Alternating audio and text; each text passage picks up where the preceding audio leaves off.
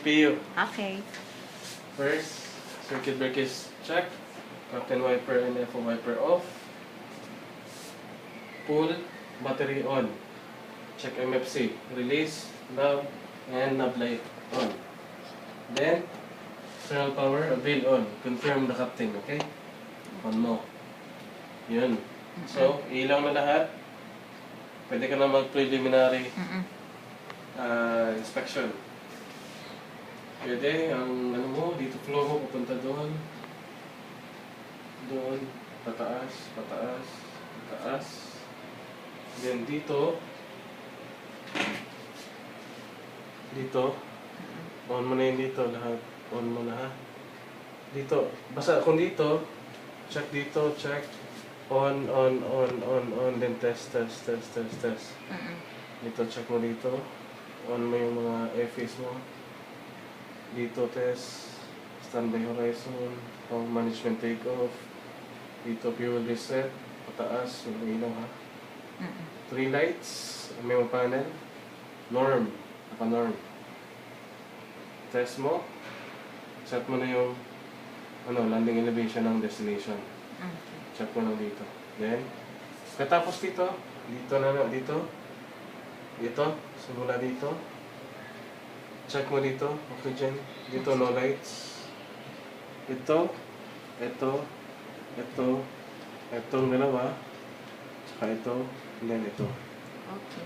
Then, dito na sa taas. Set mo na on, test. Set mo na yung mga frequencies.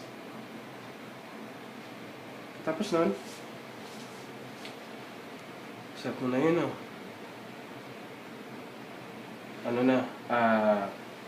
kunin mo na yung ATIS. Okay. Set mo na yung frequency dito sa ATIS.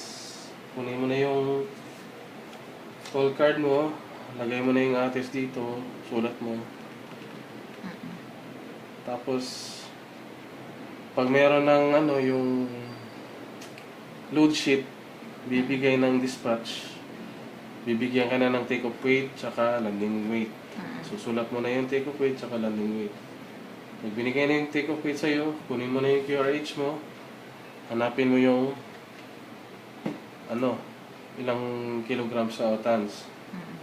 Then, sulat mo na lahat. B1, BR, B2, ganun. Pag nakuha mo na yun, tawag ka, IOCC. 13105. IOCC request weather to destination. So, weather to destination, pwede mo na isulat kasi destination, landing, di ba? Sulat mo na yan dyan. Ano yung weather. Pagkatapos kuha mo weather, pwede ka na delivery clearance delivery. Kuha ka na. Request ka ATC clearance to Katiklan. Parang yung delivery, good morning Cebu 123, ATR 72500 on Bay 108. Request ATC clearance to Katiklan, flight level 130. Ganun. Tapos, bigyan ka ng ATC clearance. Okay. Read back lang. Tapos, naset mo na yun. Briefing ka na, briefing.